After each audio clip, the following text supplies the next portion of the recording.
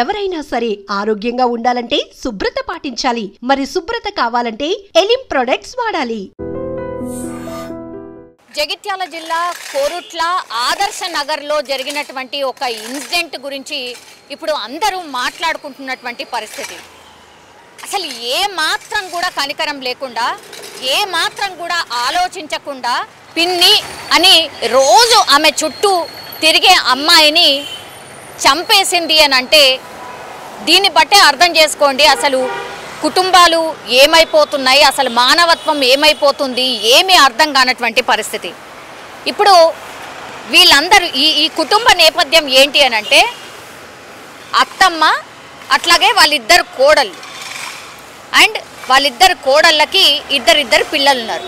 కవల పిల్లలు అంటే ఈమెకున్నటువంటి కవల పిల్లలకి అక్కా చెల్లెళ్ళ కూతుర్లనిచ్చి మ్యారేజ్ చేసింది. సో వాళ్ళిద్దరికి ఇప్పుడు మొత్తం కలిపి ఈ అత్తమ్మకి 4 మనమలు మనమరాళ్ళు అనుకోండి. వీళ్ళందరూ కూడా ఇప్పుడు వీళ్ళ కొడుకులు ఎవరైతే ఉన్నారో వీళ్ళ కొడుకులు కావచ్చు, అట్లాగే ఆమె హస్బెండ్, వాళ్ళందరూ కూడా సౌదీలో ఉంటున్నారు.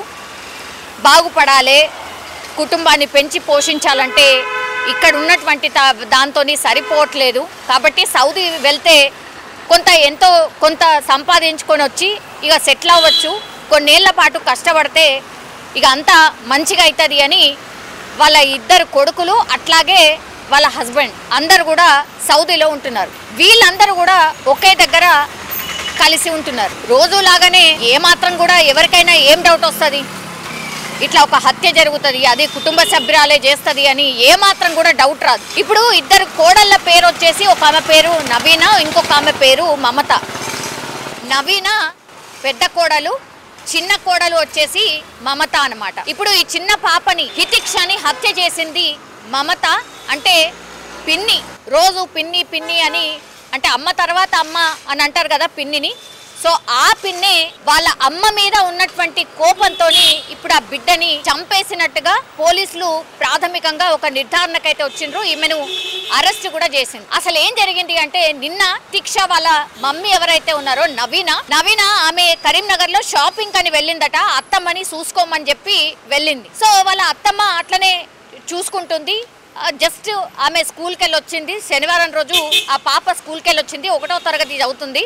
స్కూల్కి వెళ్ళి వచ్చిన తర్వాత నేను స్నానం చేపిస్తానమ్మా, నువ్వు ఆడుకో అని చెప్పి వెళ్ళింది. 2 minutesలో బాత్రూమ్ వెళ్ళి వచ్చేసరికి ఆ పాప కనిపించలేదు. తోటి పిల్లలతో ఇప్పటి వరకు ఆడుకుని ఉంది, ఎటుపోయింది అని అంటే పక్కనే ఈయనే కనిపించింది అని మిగతా తోటి పిల్లలు కూడా చెప్పిండ్రట. వెతికిండ్రు ఎంతకు కూడా కనబడలే. ఇక మిగతా వాళ్ళందరికీ కాల్ చేసింది ఆమె, ఇట్లా బిడ్డ కనబడతలేదు, 1 గంట అయిపోయింది, 2 గంటలు అయిపోయింది, ఎటుపోయిందో అర్థమైతలేదు అని.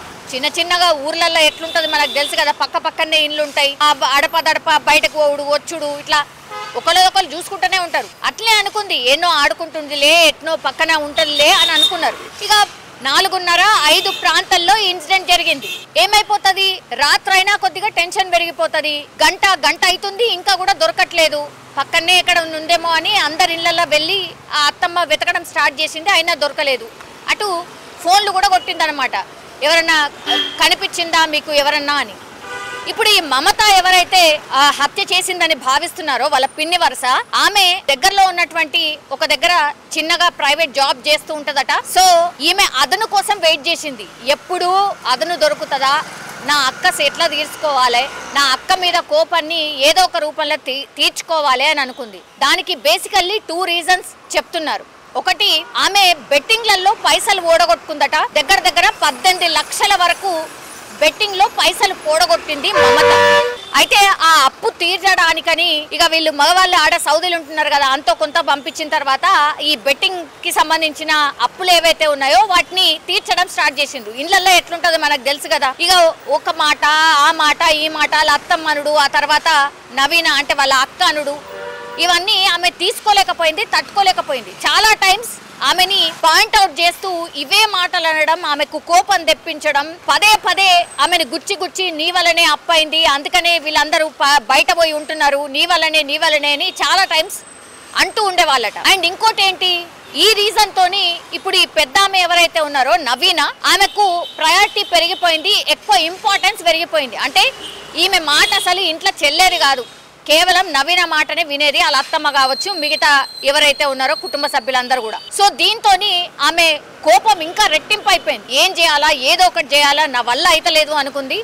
వీళ్ళకి ఏదో ఒక లెసన్ ఖచ్చితంగా నేను వాళ్ళకు నేర్పియాలి అని అనుకుంది. అసలు ఏమీ ఆలోచించలే, ఇంకా ఏదో ఒకటి గట్టిది పెద్దది చెయ్యాలి, అయితే గాని వీళ్ళిగా దారికి రారు అనుకున్నదో ఏమనుకుందో తెలియదు గాని పాపం ఈ హితిక్ష అనే పాపని చంపేస్తే ఆమె కోపం తీరుతుంది అనుకున్నదా, లేకపోతే వాళ్ళ అక్క మీద అంటే తోటి కోడల మీద ఉన్న కోపం పోతుంది అనుకున్నదా, ఏం ఆలోచించిందో తెలియదు. తీరా చూస్తే ఆ రోజు ఇప్పుడు నవీన వాళ్ళ అమ్మ హితిక్ష వాళ్ళ మమ్మీ షాపింగ్ కి వెళ్ళింది. అత్తమ్మ ఒక్కతే ఉన్నది, పిల్లలు మాత్రమే ఉన్నారు, బయట ఆడుకుంటున్నారు. ఇదే అదనుగా భావించింది కాబట్టి ఆమె ఏం చేసింది, పిన్నే కాబట్టి పాపం హితిక్షకు కూడా ఏమాత్రం కూడా డౌట్ రాలేదనుకుంటా. సో మూడో ఇల్లు, వాళ్ళ ఇల్లు నుంచి మూడో ఇంటి దగ్గర ఆమె అంటే ఆ ఇల్లుకి నా కాంపౌండ్ కి సంబంధించిన గేటు లేదు, అట్లాగే బాత్రూమ్ కి డోర్ కూడా లేదట. సో అదే కరెక్ట్ ప్లేస్ గా భావించినట్టుంది. తీరా ఆ పాప ఆడుకుంటూ ఆడుకుంటూ అటు పోయిందా, లేకపోతే ఈమెనే పిలిచి ఆ బాత్రూమ్ లో పిలిచి చంపేసిందా తెలీదు. ఇప్పుడు పోలీసుల విచారణలో అవన్నీ కూడా బయటపడే పరిస్థితి ఉంటది. ఆ పక్కన మూడో ఇల్లు, వాళ్ళ ఇల్లు నుంచి మూడో ఇంటి దగ్గరనే ఆమె శవమై కనిపించింది, పూర్తిగా రక్తపు మడుగులో ఆ పాప గొంతు దగ్గర. ఇప్పుడు ఈ మమత ఎవరైతే ఉన్నారో ఈ మమత కత్తి అట్లాగే కట్టర్తోని అత్యంత దారుణంగా పాశవికంగా ఆమె గొంతు దగ్గర పొడిచి చంపేసినట్టుగా పూర్తిగా ఆనవాళ్లు కనిపిస్తున్నాయి. బాత్రూమ్ లో రక్తపు మడుగులో ఆ పాప పసిపాప పడి ఉంది, పూర్తిగా చనిపోయింది అని నిర్ధారణ చేసుకున్న తర్వాతనే ఆమె వెంట ఆల్రెడీ ఇంకో డ్రెస్ తెచ్చుకుంది. సో ఇవన్నీ రక్తపు మరకలు ఉంటాయి కాబట్టి మమత ఆ డ్రెస్ ని మార్చేసుకొని ఇంకో డ్రెస్ వేసుకొని ఏమీ తిరగనట్టు ఏమీ ఎరగనట్టు ఆమె బయటకు వచ్చి మళ్ళీ హితిక్షని వెతికే ప్రయత్నం చేసింది. ఎంత దారుణం ఒకసారి ఊహించుకోండి. వాళ్ళలాగానే కలిసిపోయి నా బిడ్డనే ఏదో మిస్ అయినట్టుగా నాటకం ఆడుతూ దొంగ ఏడుపులు ఏడుస్తూ తల బాదుకుంటూ గట్టి గట్టిగా అరుస్తూ ఏడుస్తూ ఇంత చేసింది. అసలు విజువల్ చూసిన వాళ్ళు ఎవరైనా సరే ఇప్పుడు మమతనే హత్య చేసింది అన్న తర్వాత అసలు ఆశ్చర్యపోతున్నారు. గింత భయంకరంగా మనుషులు ఉంటారా, గింత భయంకరంగా ఆలోచిస్తారా, అసలు మానవత్వం చచ్చిపోయిందా అని మాట్లాడుకుంటున్నటువంటి పరిస్థితి. ఆ చిన్న పాపకి అసలు ఏం తెలుసు? నీకేమన్నా కొట్లాటుంటే నీకేమన్నా ఉంటే పెద్దవాళ్ళు మీరు మాట్లాడుకోవాలి, లేకపోతే సపరేట్ ఉండాలి, మీ వల్ల కలిసి ఉండడం కాకపోతే ఇంకోటే చేయాలి. గాని ఆ పసిపిల్ల ఏం తప్పు చేసింది, నీకేం హాని చేసింది? రోజు నిన్ను పిన్ని అని అంటే అమ్మ తర్వాత నెక్స్ట్ అమ్మ పిన్ని అవుతుంది. అట్లాంటి అమ్మాయిని చంపేసింది మమత అంటే ఇక ఎవరిని నమ్మాలి? అసలు పిల్లలు ఎవరిని నమ్మొచ్చు అనేది అర్థం కాని పరిస్థితి. ఇక్కడ అదే జరిగింది. ఎందుకంటే ఆమె మరి ఏం ఆలోచించిందో తెలియదు. క్రైమ్ చేసేసి ఆ పిల్లని చంపేసిన తర్వాత ఆమె కోపం తీరిపోతుంది అనుకున్నది కావచ్చు, కానీ నేను దొరక అని ఎట్లా అనుకుందో అర్థం కాలేదు. సీసీ కెమెరాలు ఉన్నాయి, టెక్నాలజీ ఉంది. అండ్ ఇప్పుడు మమత ఒక్కతే చేసిందా, మమతతో పాటు ఇంకెవరన్నా సహకరించిండ్రా, మమతతో పాటు ఇంకెవరికైనా కోపం ఉందా హితిక్ష మీద, లేకపోతే వాళ్ళ ఫ్యామిలీ మీద ఎవరికైనా కోపం ఉందా? ఇట్లా అన్ని కోణాల్లో పోలీసులు దర్యాప్తు చేస్తున్నారు. ఈ మొక్కతే చేసిందా లేకపోతే ఇంకెవరైనా సహకరించిండ్రా, ఇట్లా అన్ని కోణాల్లో పోలీసులు అయితే దర్యాప్తు చేస్తున్నారు. ఇప్పుడు ఆమెను తీసుకెళ్లి పోలీసులు విచారణ చేస్తున్నారు, అరెస్ట్ కూడా చేసిండ్రు. సీసీ కెమెరాలో స్పష్టంగా కనిపిస్తోంది ఓన్లీ మమత మాత్రమే ఆ ఇంటి లోపలికి వెళ్ళింది. ఆ తర్వాత పాప మమత లోపలికి వెళ్ళిండ్రు. ఆ తర్వాత మాత్రం పాప రాలేదు. ఆమె మాత్రం ఒక డ్రెస్ వేసుకుంది, ఆ డ్రెస్ తీసేసి ఇంకో డ్రెస్ తోని బయటకు వచ్చినటువంటి పరిస్థితి స్పష్టంగా సీసీ కెమెరాలో రికార్డ్ అయి ఉంది. ప్రాథమికంగా కూడా విచారణ చేసిన వాళ్ళతో పాటే ఉండింది, ఏడ్చింది, వెతికింది, అంతా చేసింది, కానీ ఎక్కడ కూడా డౌట్ రాదు నా మీద అనుకుంది. కాబట్టే ఇదంతా నాటకం చేసింది. తీరా చూస్తే సీసీ కెమెరా ఉందని మర్చిపోయిందా, సీసీ కెమెరాలో మరి నేను కనబడను అనుకుందా, ఏమనుకుందో తెలియదు. సీసీ కెమెరాలో స్పష్టంగా మమతనే చేసినట్టుగా పూర్తి స్థాయిలో అక్కడ కనిపించినట్టుగా పోలీసుల విచారణలో తేలినట్టుగా అయితే చెప్తున్నారు. ఈ మొత్తం ఇన్సిడెంట్ కి సంబంధించి పోలీసులు అఫీషియల్ గా వచ్చి చెప్తే గానీ పూర్తి ఇన్ఫర్మేషన్ తెలియదు. కానీ ఇప్పుడు సీసీ కెమెరా ఒకటి, ఆ తర్వాత ఇప్పుడు మమత మీదనే ఎందుకు అంటే అనుమానం రావాలి? ఎందుకంటే ఇంట్లో బాలేదు, ఇంట్లో వాళ్ళిద్దరికి పడట్లేదు. కాబట్టి ఈ కోణంలోనే పోలీసులు విచారణ చేసినప్పుడు మరి ఈమెనే హత్య చేసి ఉండొచ్చా అని విచారణ చేసినప్పుడు ప్రాథమికంగా కొంత ఇన్ఫర్మేషన్ వచ్చింది, మమత మీదనే డౌట్ వచ్చింది. కాబట్టి ఇప్పుడు పోలీస్ స్టేషన్లో అరెస్ట్ చేసి విచారణ చేస్తున్నారు.